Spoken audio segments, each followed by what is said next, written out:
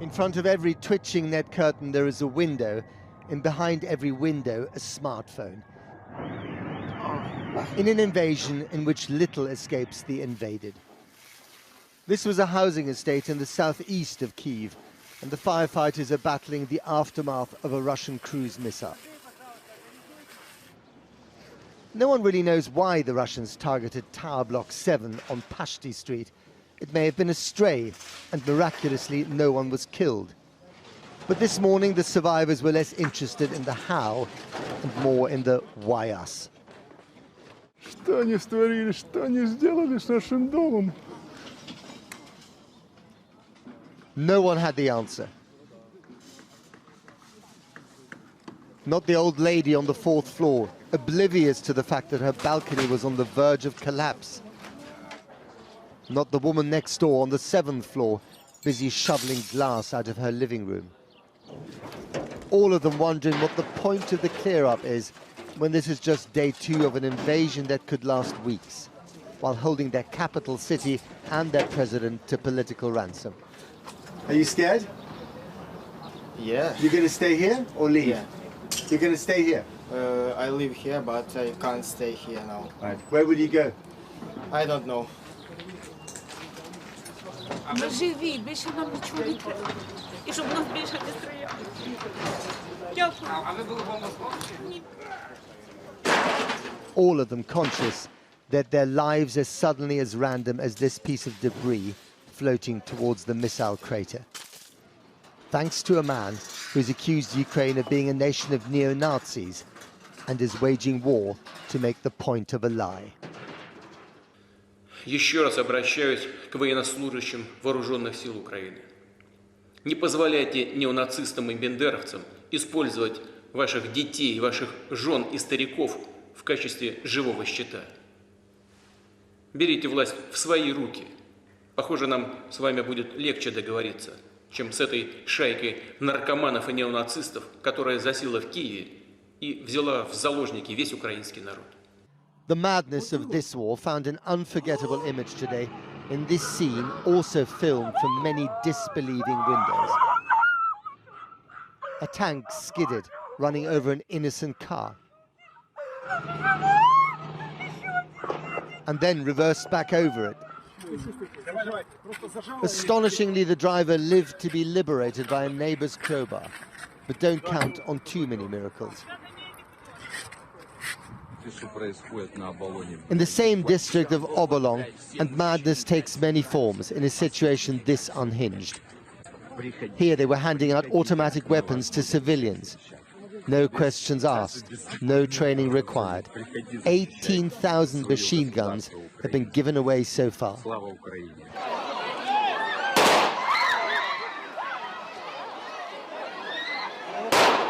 Perhaps the giveaway guns explain the chaos at the central train station. But notice how no one is running away. The need to keep their place on the platform trumps the fear of getting shot. The throng is only heading in one direction, west, away from Russia towards Poland. One Ukrainian who is staying put is President Zelensky and his band of government brothers. He lists them one by one in his favorite selfie format before the obligatory battle cry, "Glory to Ukraine." Slava Ukraine. They're also staying put in their new home, the metro station under the railway terminal.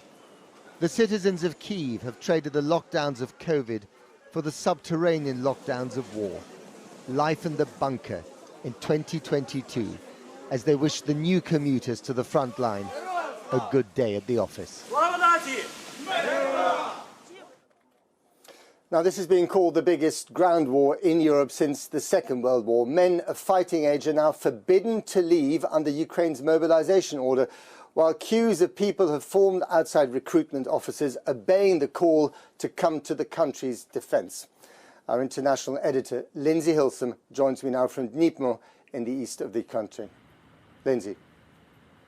Matt, Matt, it's a cold, misty night here in Dnipro. I don't know what this poor visibility is likely to do for Russian operations tonight. What I do know is that Kharkiv, which is north of where I am, is under heavy bombardment at the moment. That is the second city.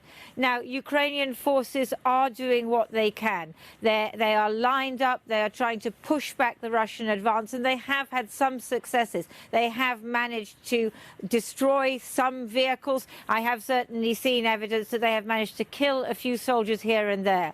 We understand that they are also blowing up bridges, blowing up the infrastructure of their own country, in the hope, at least if they can't stop this advance, at least in slowing it down.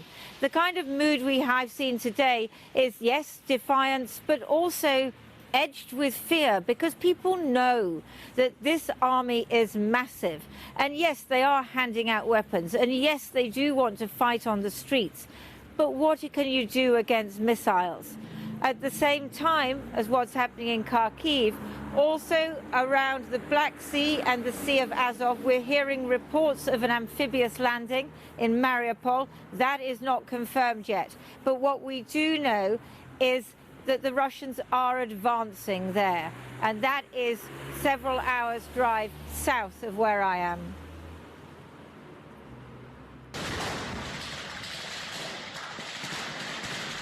A battle in the city of Melitopol today.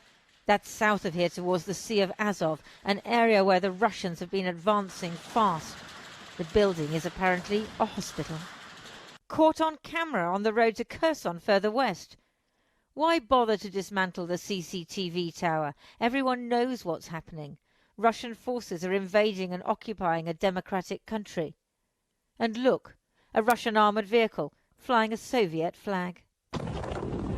Ukrainians film the missile strikes if they dare. Tonight, at least part of Kherson is said to be in Russian hands. This woman in Kherson wasn't going to accept it. She refused to take orders from a Russian soldier. Сейчас наш с вами разговор ни к чему не приведет. Вы оккупанты, вы фашисты, вы пришли на нашу землю. Какого вы пришли с оружием к нам? Here in Dnipro, we found dozens of men who normally work in IT or local government queuing at a military recruitment centre. There are scenes like this all over the country. Men between the ages of 18 right up to 60 have been called up. And the people I've been speaking to say they're determined to fight. They hate the Russians. They're united by this fierce patriotic pride. They can't stop Russian tanks or missiles, but they say they can make a Russian occupation impossible. I joined the force of Ukraine in this city to beat the Russian aggression. Can you really beat Russia, this huge army? They can't handle. I will shoot them. You'll shoot them?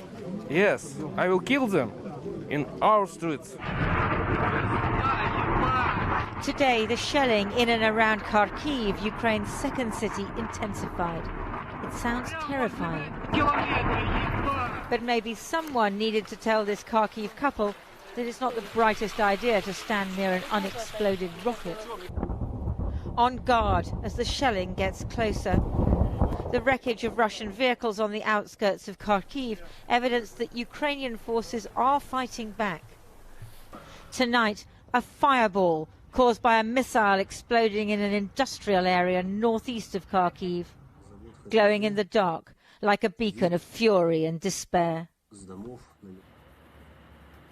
Now, the other important area is in the far east on the border with Russia. I'm talking about the so-called separatist areas, which President Putin recognized as individual states the other week in his attempt to justify what he's doing at the moment. Now, the Ukrainian forces have been firing into that area, a place called Horlivka, which is on the Russian separatist side. They did apparently hit a school today. There's no evidence that anybody was killed in that. But what that shows is that there is fighting on that side as well. And we understand that someone in the Ukrainian forces, and it's not clear who, and it's not clear whether this was an official act, actually fired and hit an airbase in Rostov on the Russian side. That wasn't officially announced, but it seems to be common knowledge on all those WhatsApp groups amongst different Ukrainian soldiers. So what you sense here is not exactly anarchy, but there are different units doing different things at different times, and it's not clear how much of total control the Ukrainian military are able to have, because they are facing one of the most powerful enemies in the world. And more than that, they know that as the Russians advance, it will become ever more difficult for them to maintain this kind of level of resistance. And that's when it will be down to these men in the streets who think they're going to fight the Russians. It's hard to see how that will really work. And it's also hard to see what tomorrow is going to bring for the people of Ukraine.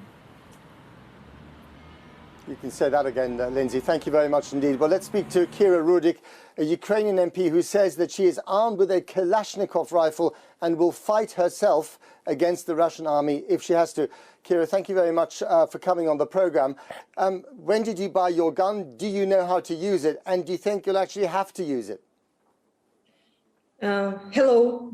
So I did not buy it. I was given it by our authorities, first as an MP and second as a member of the resistance force. I have never used a gun in my life. And even 2 days ago, before it all started, if you ask me, I would call you crazy if you would imply that I could ever use.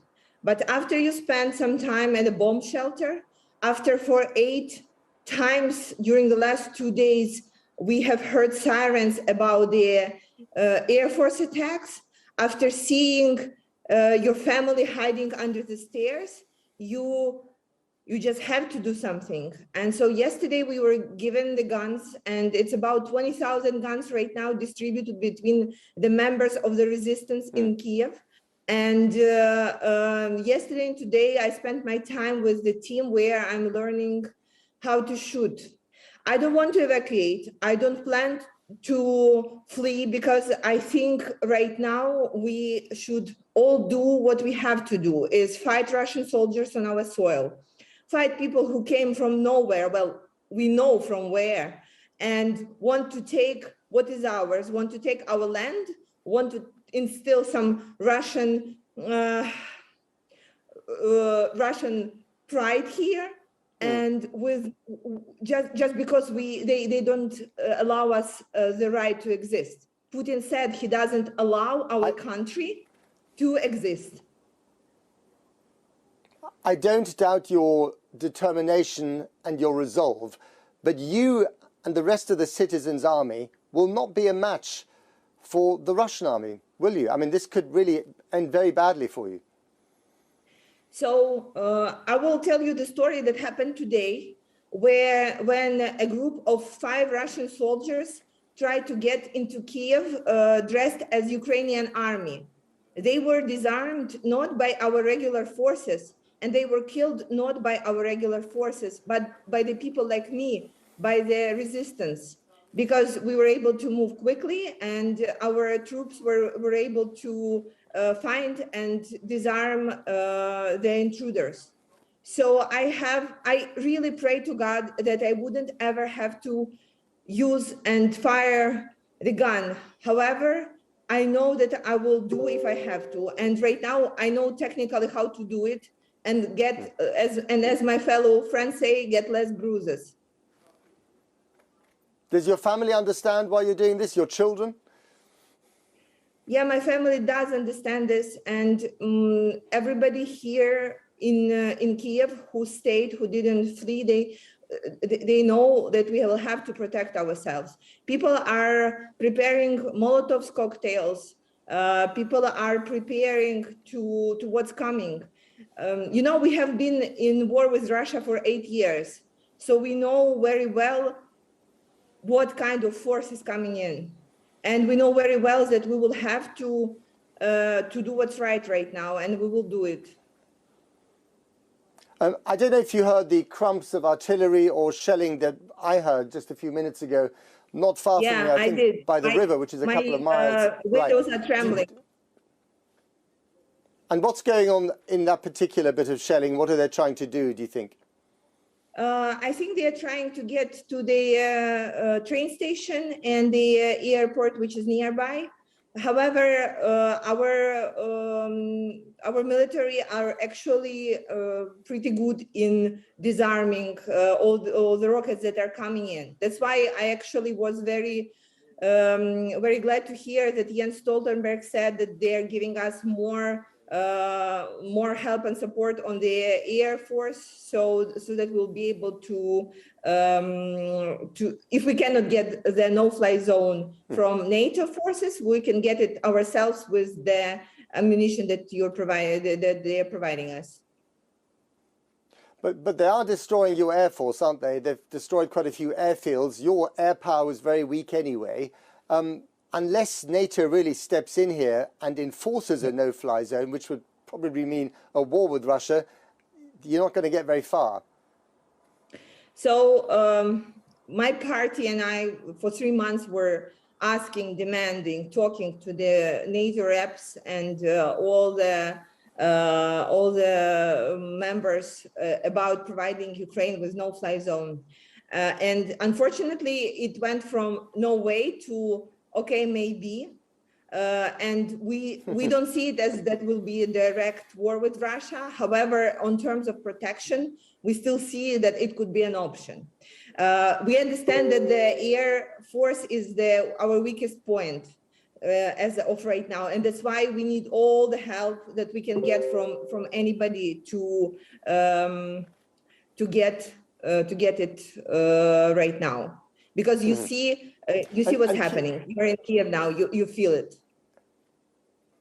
Indeed. And Kira, there was a suggestion earlier today that President Zelensky might be prepared to negotiate with Moscow in order to achieve some kind of neutrality and thus save tens of thousands of lives. Is that still the case, and would you support it? So here is the thing. We've been at war with Russia for the last 8 years. We know what Putin's word means, and it means nothing. And so discussion about neutrality and anything else is just like a way for Putin to play his muscle, but it will not end up anywhere, and it will not stop the war. The question that we have all been juggling with for the last 6 months since the news about that he's planning to invade started reaching out was, is there a force in the world right now that is able to stop Putin? Right. Because the old security system is not working, obviously, and the old security structure for the world, for the Europe, is not working because it's not stopping Putin, and he will not stop in Ukraine. And we all know it, right? So the question, if there is a force that can stop him right now, and if there is this force, then we can start negotiate. And there is no force, then we will fight.